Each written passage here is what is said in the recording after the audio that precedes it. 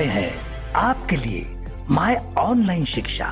घर बैठकर हर कोई पढ़ पाए, सारे डाउट टीचर से क्लियर करते जाए। पढ़ाई, जॉब, बिजनेस सबके काम आए माय ऑनलाइन शिक्षा, अपना लर्निंग ऐप।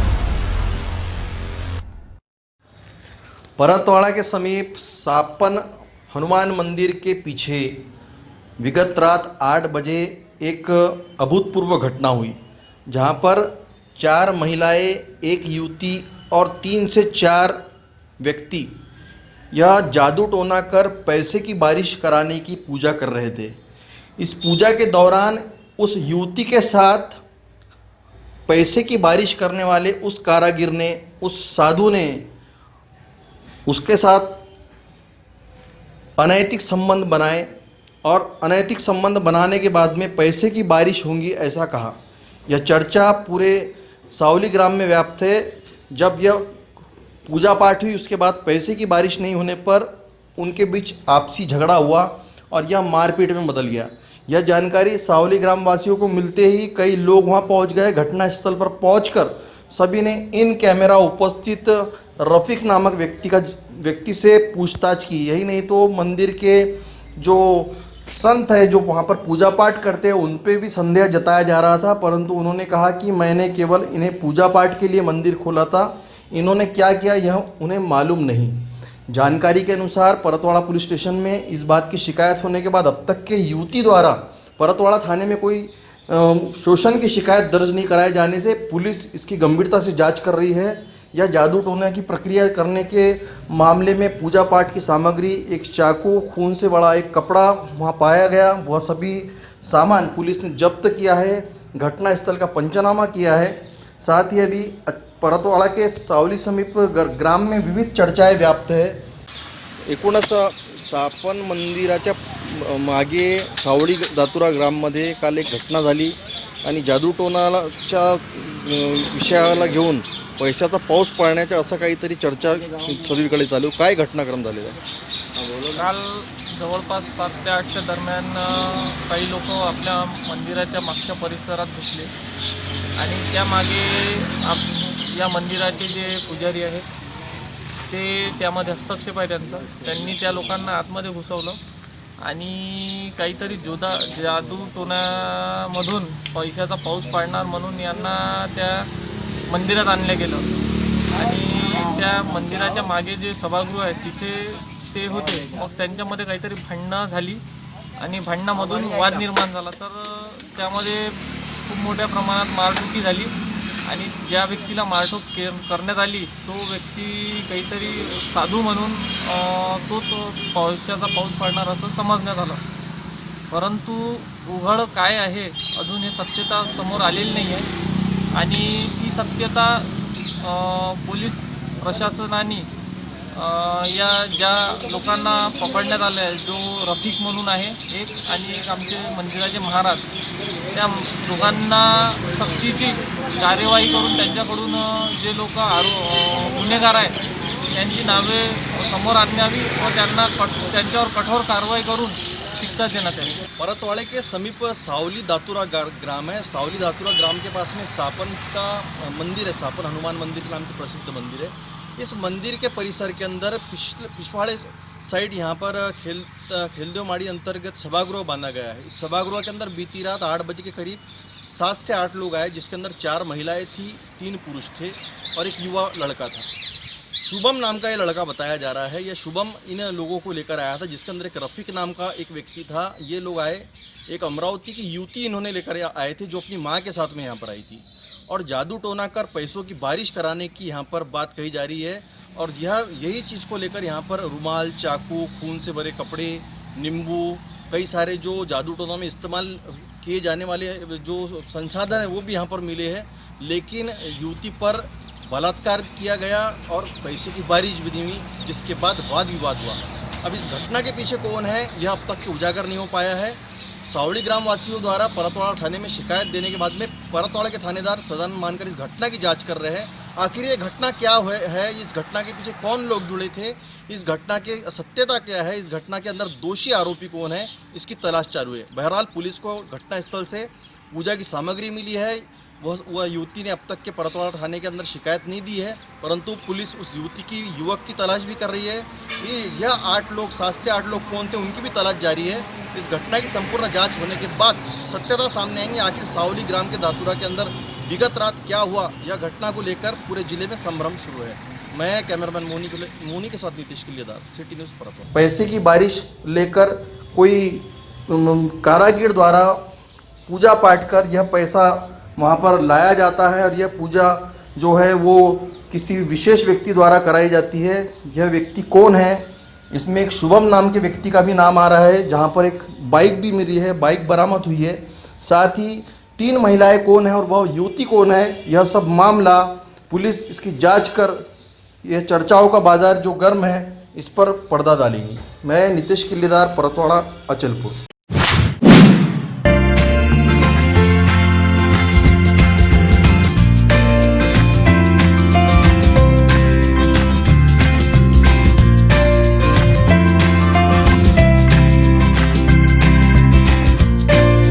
संपूर्ण लग्न बस्ता आराधना जवाहर रोड अमरावती।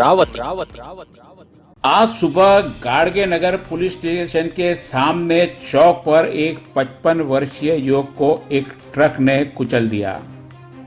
सुबह 9 बजे के करीब श्रीनाथ ट्रांसपोर्ट का MH04EL 3300 शासन का अनाज वहन करने वाला यह ट्रक तेज रफ्तार से विलासनगर से राहट गांव की ओर जा रहा था। वहीं कृष्णा नगर निवासी जीएल दास मोटवानी साइकिल से अपने काम के लिए जा रहा था कि अचानक तेज रफ्तार का ट्रक उसकी मौत को ले आया। दुर्घटना में मृतक का सर पूरी तरह से कुचल गया और दूर तक फैलते चले गया। उपस्थित लोगों ने ट्रक वालों की पकड़कर धुनाई कर दी। यह सब घटना गाड़गे नगर पुलिस स्टेशन के मात्र 20 मीटर की दूरी पर हो रही थी। 20 कदम की दूरी तय करने को गाड़गे नगर पुलिस को 15 मिनट लग गए, क्योंकि शायद किसी ने पुलिस को सूचना नहीं दी होगी कि पुलिस स्टेशन के सामने एक्सीडेंट हो गया। ऐसा नहीं कि गाड़गे नगर पुलिस तत्परता देखने को नहीं मिलती। कल स्वास्थ्य मंत्री राजेश टोपे जिलाधिकारी कार्यालय में मीटिंग ले रहे थे। उसी समय एक कोरोना पॉजिटिव वहां पर आ गया और सरकार की व्यवस्था पे सवाल उठाने लगा। कोरोना पॉजिटिव को पास पाते ही सभी प्रेस रिपोर्टर जो बैठे थे सभी में हड़कंप मच गया। गाड़गे नगर पुलिस को सूचना दी गई। गाड़गे नगर के पीआई मनीष ठाकरे मात्र 10 मिनट में लेकर जिलाधिकारी कार्यालय पहुंच गए। वहीं आज पुलिस स्टेशन के साथ में हुई भयंकर दुर्घटना का शव क्षत विक्षत अवस्था में करीब 1 घंटे तक उसी चौक पर पड़ा रहा। शेगांव नाका के इस चौक पर अक्सर ट्रैफिक बहुत रहता है, लेकिन मजाल है कि कोई ट्रैफिक व्यवस्था वहां पर हो, क्योंकि सामने पुलिस स्टेशन है, इसलिए ट्रैफिक व्यवस्था की आवश्यकता नहीं ऐसा माना जाता है। क्योंकि पुलिस के सामने से गलत आदमी भी सही होता हुआ चलता है, ऐसा पुलिस को मुगालता है। ऐसा नहीं कि शेगांव नाके पर पुलिस नहीं रहती, लेकिन कहीं दूर कोने में कोई गलती करते हुए यदि जाता है तो उसकी चालान बनाने के लिए पुलिस जरूर सामने आ जाती है। पुलिस के पास में मुख्य रूप से 2 ही काम होते हैं, शहर में शांति व्यवस्था बनाए रखना और ट्रैफिक का संचालन बराबर हो। जहां तक अमरावती के ट्रैफिक व्यवस्था का सवाल है, कहीं पर भी ट्रैफिक कंट्रोल होता हुआ नहीं दिखाई देता है। अमरावती में नए पुलिस आयुक्त के रूप में डॉक्टर आरती सिंह ने कार्यभार संभाला है। अब देखते हैं कि डॉक्टर आरती सिंह अमरावती की ट्रैफिक व्यवस्था किस प्रकार संचालित करती है। 4 महीने लगातार लॉकडाउन के पश्चात सरकार ने अनलॉक की प्रोसेस शुरू की। धीरे धीरे कई चरणों में पूरी तरह बाजार और आना जाना खुल गया। अभी भी कई ऐसे व्यवसाय हैं जहां पर भीड़ की संभावना है, ऐसे सभी व्यवसाय अभी बंद है। जिम, थिएटर और भीड़ वाली शादियां पर अभी भी पाबंदी लगी हुई है। प्रशासन ने जनता को छूट दी है, व्यवसाय की छूट दी है, व्यापार की छूट दी है, लेकिन कुछ शर्तें भी साथ में रखी है। मुख्य शर्त यह थी कि घर से बाहर निकलते समय चेहरे पर मास्क चाहिए, सोशल डिस्टेंसिंग का पालन होना चाहिए। लेकिन कई लोग अभी भी इन सब चीज़ों में लापरवाही करते हैं, जिसके कारण कोरोना की संख्या अमरावती में बढ़ते जा रही है। अब प्रशासन ने इन लोगों के खिलाफ कार्रवाई करने के लिए कमर कस ली है। 2 दिन पहले अमरावती के जिलाधिकारी शैलेश नवाल खुद इरविन चौक पर लापरवाही करने वालों के खिलाफ कार्रवाई में शामिल थे। तत्पश्चात मनपा की स्वास्थ्य टीम लगातार कोरोना की अवहेलना करने वालों के खिलाफ कार्रवाई के लिए लगी हुई है।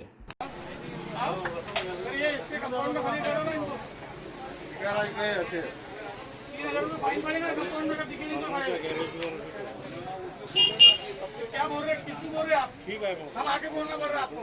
फिर हमको आके फिर कार्रवाई करना पड़ेगा। देखिए आपके ये कंपाउंड में खड़े रहो, जो खड़े कंपाउंड बच्चों को खेलनी पेंट का करो, पेंट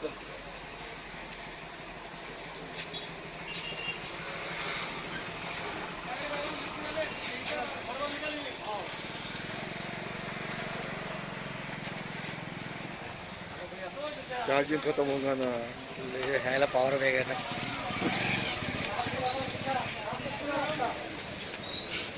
लगा क्यों ना, लगा के घूमो ना, क्या हो रहा लगा के घूमने में?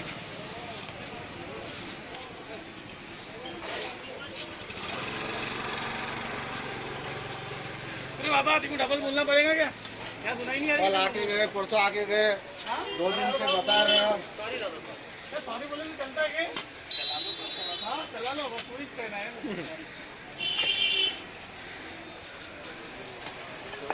बोलना पड़ रहा है आपका, खास बातों का नहीं बांधने का नहीं, पैसे भी लिख लो, आप घर से लिख लो, बाहर से पैसे भी लिख लो, मुझको कपड़ा बांध के लिखो, ठीक है?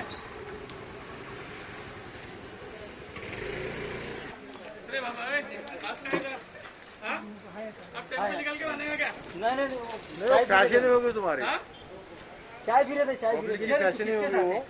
इधर इधर काउती निकाल इसका, निकाल इसका, हाँ काउती। चाय पी रहे थे हम, चाय पी रहे थे तो नाक को लगाने को क्या शर्म आती क्या आप लोगों को? है ना भाई, बाजार में बांधते क्या आए होंगे?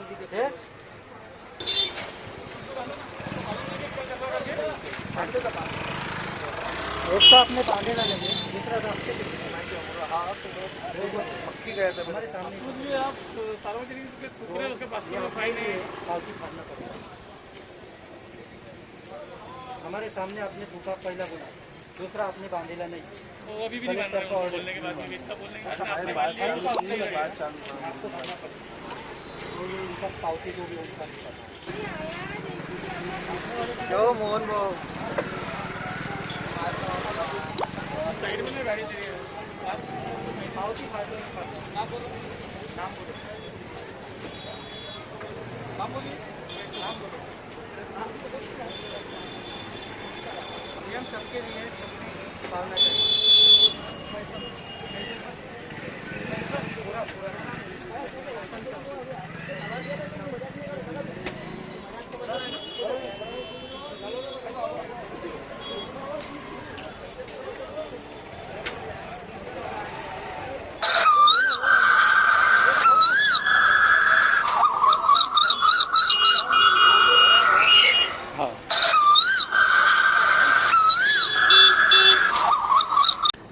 मास्क न पहनना, सोशल डिस्टेंसिंग का दुकानों के पास में पालन न होना, सार्वजनिक स्थानों पर थूकना, बिना मास्क घूमना, इन सभी की अवहेलना करने वालों के खिलाफ कार्रवाई की जा रही है। आज इतवारा बाजार, जहां हमेशा भीड़ ज़्यादा रहती है, वहां पर मनपा विभाग ने कार्रवाई की। इरविन चौराहे पर तो बस में चढ़कर जिन्होंने मास्क नहीं पहना, उस बस में भी कार्रवाई की गई। सभी अमरावती के लोग कोरोना से लड़ने के लिए लगे हुए हैं। सभी से निवेदन है कि कृपया सरकार द्वारा दिए गए निर्देशों का पालन करें और कोरोना से बचें। सिटी न्यूज़ प्रतिनिधि मोहन विश्वकर्मा की रिपोर्ट। आज दिवसभरामध्ये आपण ज्यांना तोंडावरती मास्क नाही त्यांच्यासाठी फाईन एक लावलेला आहे, तसेच रस्त्यावर थुंकणाऱ्या लोकांसाठी आणि सोशल डिस्टन्सिंग न पाळणाऱ्या दुकानदारांवरती आपण कारवाई करत आहोत. तरी भविष्यामध्ये अमरावतीकरांनी ह्या गोष्टीचं स्वतःसाठी काळजी घेऊन या सगळ्या गोष्टी पाळाव्यात ही शासनातर्फे आपल्या सर्वांना नम्र विनंती.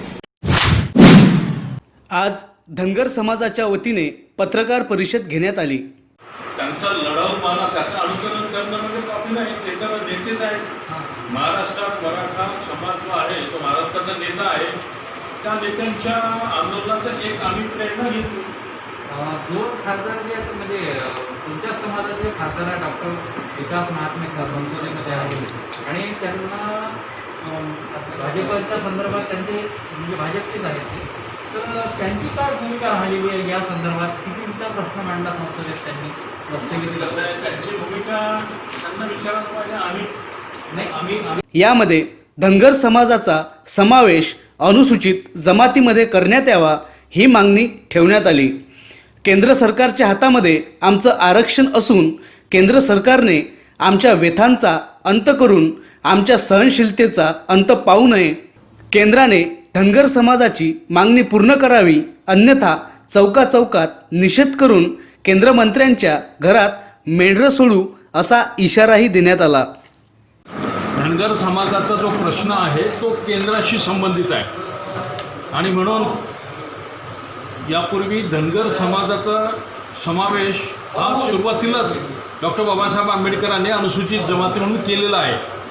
परंतु अनेक वर्षापासून गेल्या 70 वर्षापासून आम्ही अनुसूचित जमातीत समाविष्ट असूनही आम्हाला आमच्या आरक्षणाची अंमलबजावणी झालेली नाही आणि म्हणून आता केंद्र सरकारने आमच्या व्यथांचा अंत आता करावा आणि आमच्या सहनशीलतेचा अंत बघू नये. पंतप्रधान नरेंद्र मोदी यांच्या हातात आमचं आरक्षण आहे. त्यांनी धनगरांना न्याय द्यावा, अन्यथा आम्ही चौकात नरेंद्र मोदींचे पुतळे जाळू, केंद्रीय मंत्र्यांचे पुतळे जाळू, त्यांच्या घरात मेंढरं सोडू आणि खासदार आणि केंद्रीय मंत्र्यांच्या घरासमोर घंटानाद करून या बहिऱ्या सरकारचे कान कसे उघडतील याची दक्षता आम्ही घेऊ. आणि म्हणून नरेंद्र मोदींनी आता आमचा अंत न पाहता आमच्या आरक्षणाची अंमलबजावणी करावी, अन्यथा त्यांच्या सरकारचा अंत आता जास्त दूर नाही एवढं लक्षात ठेवावं. अचलपुर में होंगे 45 ऑक्सीजन बेड.